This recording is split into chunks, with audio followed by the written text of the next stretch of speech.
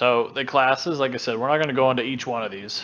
We're going to definitely do the primaries. So you have Bard, Cleric, Fighter, Mage, Ranger, Rogue, Summoner, Tank. So 8 archetypes to combine. And as you see, this is kind of like a tree. So there's 64 classes in total. Okay, it's quite a bit. Oh yeah. You know, but if you wanted to be like a rogue's rogue, you would go rogue, and then as you see rogue, you become an assassin. And you choose your secondary stat at level 25. So your primary is going to be like your tree. You're going to have that primary where your skills are going into, and then your secondary will maybe start enhancing some of those skills. The skills don't change, but they might adapt and like, well, from what I was reading here, it says,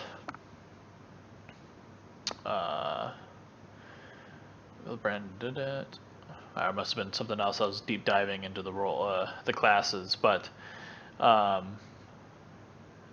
So it might be the same spell, but it'll be different. So depending on what you do, for me, I mean that's just crazy. I mean 64 combinations, and none of them are the same. So a lot of people are like, "How are you going to balance this? How are you going to balance this?" And they seem like they're pretty, like they're ready for it, and so they must know something we don't, which of course they do. Um, let's see. Also, the roles to quickly go through these. Like I said, we're to keep going through this. So roles, like I said, tank, DPS, support, healer roles, but you're not really tied. Like you could be like a tank, but maybe you're also a healer, or like, so you don't have to be stuck um, to those roles by your, if you wanted to be a healing assassin, I mean that kind of contradicts itself, but maybe you can. I'm going to heal Kill them, you. Yeah. res them, kill them again. Yep. Exactly. um, like I said, uh, we're going to be doing a lot more in-depth videos on these things. Like I said, roles, probably definitely about the classes. We're going to hit up each one of these, go through each one. So just say, so a bard and a tank becomes a siren. That's and a bard and a summer songcaller. That's different. Religions. So religions in game is going to be quote unquote not a faction, but uh, it's going to be a flavor of your game. And choosing a religion means you're choosing a particular god to worship. Um, and and that depends on what type of god you're worshiping, because that's the kind of the deeper lore. That's what happened. That's what brought the apocalypse, was the pantheon of gods. There was 10 of them. 3 of them broke off and started teaching humans all this other stuff. I guess the power of essence, which I was like, is this dark crystal? Um, and the other 7 did not like that, and so they went to war. And yeah, so as you saw, choosing religion enables a player to walk a light or a dark path. So a lot of different flavors in this game, as you can tell. It's like, oh, you can do anything you want to level up. You can be this, you could be that. There is some structure in this, so it's not a free-for-all, but yeah, it's going to be pretty cool. And quickly to go through character here. Let's see. So, I mean, your basic health, mana, power, dexterity, constitution, will, all that stuff, critical hit. Pull this up here. So this is early in game right here. We have your weapon slots. So it's your basic UI for your character. Supposedly, Pretty standard. yeah, and supposedly this is their current character creation screen, like setting up your classes and races and all that stuff. So, well, so you could actually pick your class. But like I said, I know this is probably way early on stuff, guys. So. And alts, like I said, I haven't seen how many alts you can have yet, but it does say gear will be transferred between, it can be transferred between characters. So if you outlevel a set, you can send it to your alt. Oh, this is a big one. So the character creator, they're saying, because people are asking, is like, how good is this character creator going to be? And Steven said their starting point is BDO, character creation. And if you haven't tried BDO and you haven't looked at the character creation, Missy can tell you how long she spent making Medawin on there. Hours. Hours. Probably a good 4 to 5 hours were spent creating Medawin on BDO. Definitely. To get her just right. I guess if you want just the character appearance, if you want to read that, Missy. Sure. We want there to be a lot of room for people to manifest their own identity. The role play how they want to role play how they want to from an appearance standpoint. There's going to be parameters within which you will be able to customize a character. We want the culture and the identity of the races to exist in a range that makes them easily identifiable from other players and other cultures. So, because of that, we have to have a spectrum you can exist on. There will be a lot of hair variants you can do, body art tattoos that you can apply. You'll be able to play with the scales of the facial structure, the bones, the height, width, the body fat percentage. You'll be able to add body hair on different parts of the body. If you want to have hair on your feet, you can dial that up. Nice. Hairy toes. And before anyone asks, we'll go straight to the important stuff. There will be booby sliders. So, yeah. But they will not be ridiculous. So, I think as long as they can give us, decent sized but not abnormal, then we're good, right? So yeah, BDO lets that slider go a little bit too far. definitely. And just to throw in there real quick before moving on, character appearance can be saved with a hard disk. So you can save those just like Final Fantasy. You can save your customization on there. So that's nice. Moving into cosmetics real quick, guys. So there is no pay to win in this game. So when the cosmetic store is just that, the cosmetic store. Things will not be always on there. So it's probably going to have a countdown, right? So for instance, I'll pull this up. So this was one of their which I probably almost would have done this, but I almost feel like it says Ryman Regal. I almost say this is Winterfell. Winterfell, if not the Watch, or Yep. yeah, especially Night's these. Watch. Yeah, Night's Watch. Yeah. There you go. But yeah, that's definitely Yep. pretty cool. Definitely Jon Snow all the way. Right. Yeah. Look at this. Yeah, I would have done this one.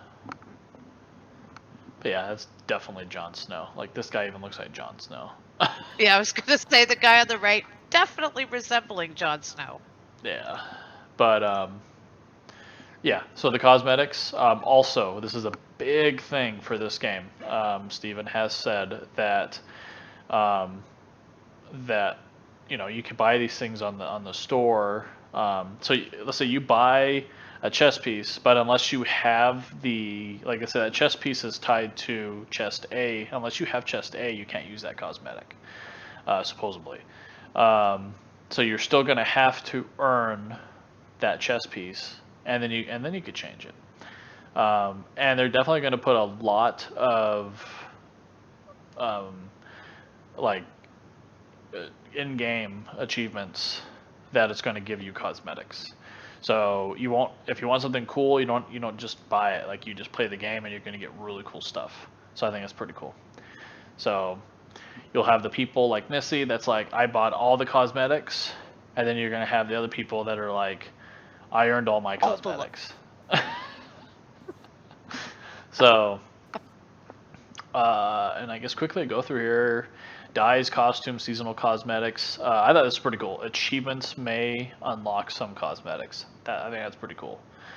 And the cash shop cosmetics will be limited in quantity too, so and time.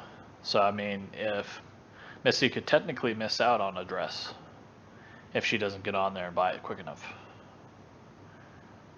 I'll be on every day. So, I mean, even though I could text her like, hey, Missy, do this, but she doesn't have her phone all day anymore because she has to be a noob like that. Right, Missy? But you can text me and I'll see it later when I get home. And then I can go buy the things. But then it's gone by then. No, it's gotta last Josh, more. It's gotta last at least 24 hours. Oh, no, not if this game's huge. Not if this game is huge, which it's probably going to be huge, Missy. Remember, game life over real life. That's the goal. We need some subs so I can play games all day.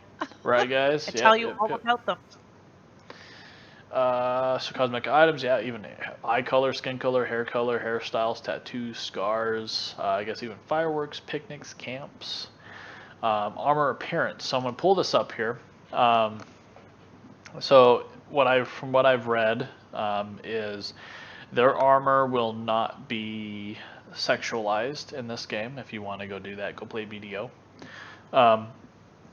But I have seen other, especially like the cloth ones. Like I said, if you like your characters to be, we're not saying slutty, right? But we're just saying, pretty, and and you want to be a little bit sensual and all that stuff, right? But or if you want to be this, then gear is gonna look more realistic. So far, the weapons and the gear, the weapons and like the shield, so that looks actually really cool. So yeah, so definitely. Let me see here. Yeah, gear is intended to be realistic in appearance. There will not be oversized weapons. Armor will not be overly sexual in appearance. So I'm gonna say, depending upon how things go, over time they might get more and more flexible in that statement, unless they keep it, But I think other games. Well, listen. If you have a female warrior and a male warrior, the male warrior is in a full head-to-toe suit of armor, then the female warrior shouldn't be running around in a bikini and be just as well protected. Why not? It's dumb. Because it's dumb. Dumb. Well, this is a game. It's fantasy. It's right? dumb. We need to be covered too so we don't die. Well, I'm not going to go out there and be all invincible in my bikini when my male counterpart is head to toe armor, metal armor. It's like, we're both going to survive a fight. Well, you never seen that little comic thing of it shows the, everyone's like, why are you wearing a metal bikini for? But technically she like pulls off, like, and it looks like the armor itself is actually the bikini underneath. And the skin, and she's just normal underneath, but like she puts it back on, like the bikini look was the armor. The skin is the armor. Yeah. Yeah. So yeah. That's the only way that'll work, logically. Yeah. So but I like that it won't be. Yeah. Overly sexual. I mean, I guess, there will be pretty things if you're a cloth wearer, of course. But if you choose to be a warrior, I don't think you want to be running around in a bikini anyway. It's just me. Yeah. I'm just thinking,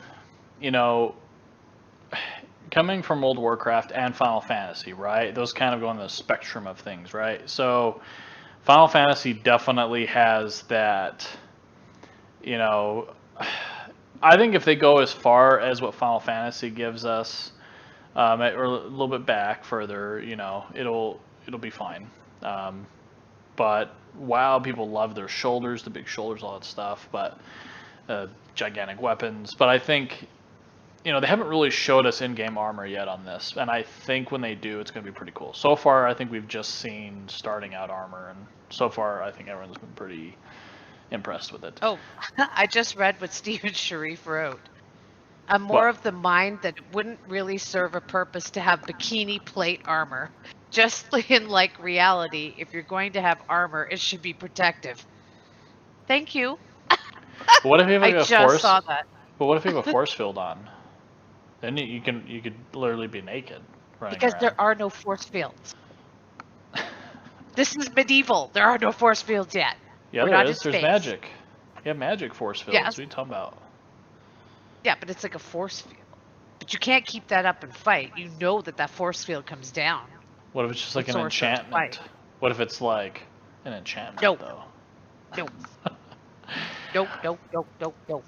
All right, guys. So moving into lore real quick here. Like I said, this one's going to be huge when we finally step into this, and it's probably going to be multiple parts, to be honest. Like I said, we're focusing on Ashes of Creation, and we're wanting to just really get into it, and that's what we're going to do. So the lore itself, just to kind of go into it a little bit here. Missy, if you want, can you read We're Keeping Lore very close? Yep. Okay. We're keeping lore very close to the chest, and the reason for that is because it is very rich. It is diverse. It will have applications outside of just the MMORPG. We intend to take it much further, but I want it to be something that the players get to reveal themselves. That's not just handed to them and then the experience is lost. They should feel that they're experiencing this, that it relates to them on a personal level. And that was from Stephen Sharif. And Jeffrey Bard says it is about mythology and discovering what truths mythologies are talking about and finding out what really happened on this world so long ago. And that's part of the discovery process. And we want people to feel that throughout the game, not just in terms of lore, but in terms of the world itself. Yeah, I like definitely. that.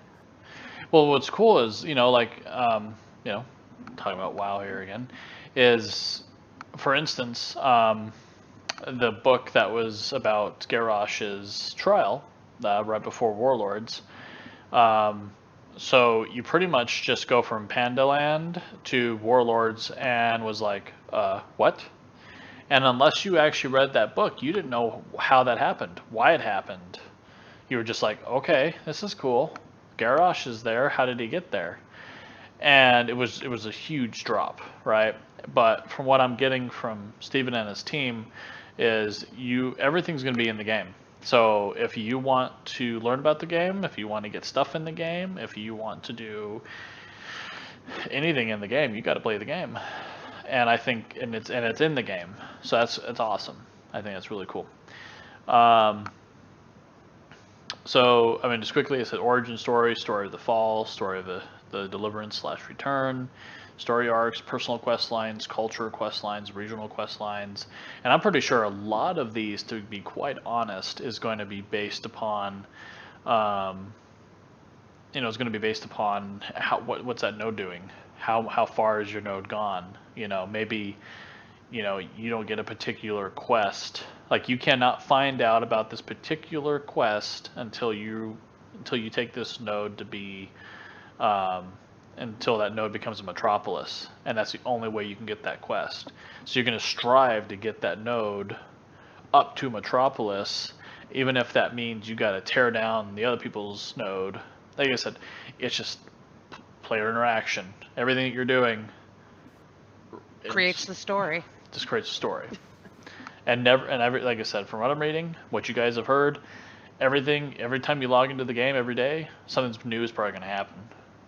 Something new And like just they said happened. in this game too, choices have consequences. Yep. So everything you pick, if you want to be a bit on the dark side, well, that's going to have its consequences. And even Yep. on the light side, I'm sure your light choices are going to have consequences too. So it all depends on where you personally take your character and your story. Yep. You create the narrative. Yeah. Like I said, I've already started really reading the lore. It'll be fun. It'll be fun to go and do, guys.